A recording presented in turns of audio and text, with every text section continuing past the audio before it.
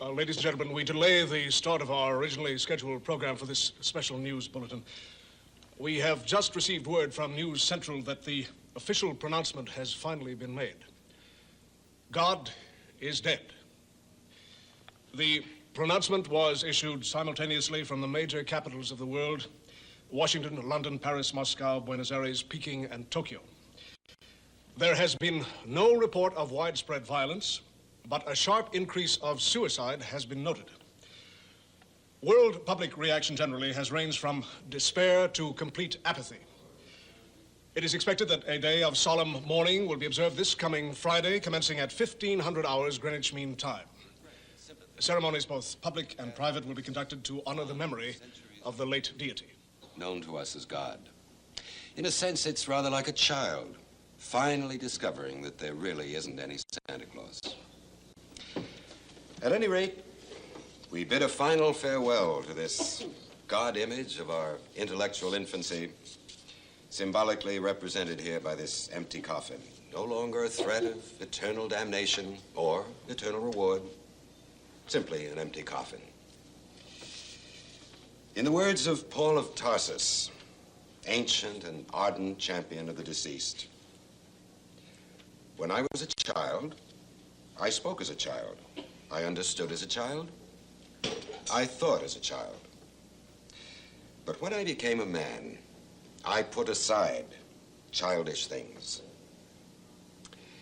After these many thousands on thousands of years, our childhood is finally behind us, and our maturity stretches brilliantly before us. With the illusion put to rest once and for all, man can move forward into the new age, molding his own destiny, forging and shaping his own future, without fear, without limit. God is dead. Long live mankind.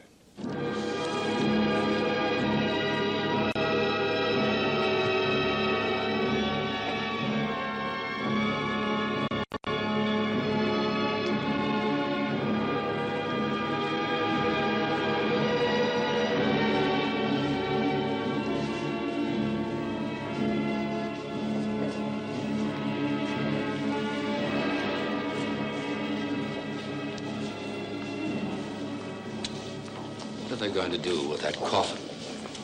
Leave it here in case the rest of the community want to pay their respects, I guess. Nice piece of staging. Maybe the great unwashed will finally get the idea. You're going to Memorial Bash at Bergman. Wait, I wouldn't miss it. Come, Thomas. The people will be there soon. I don't believe it, Elena. The words Dr. Bergman say, I just don't believe it. Thomas, you don't believe him. I don't believe him. But we have to work for him. Come on.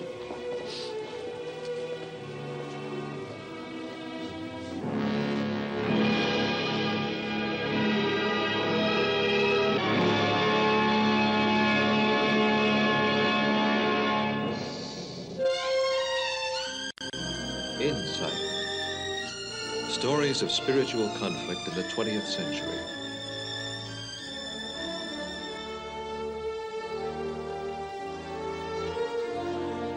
Insight.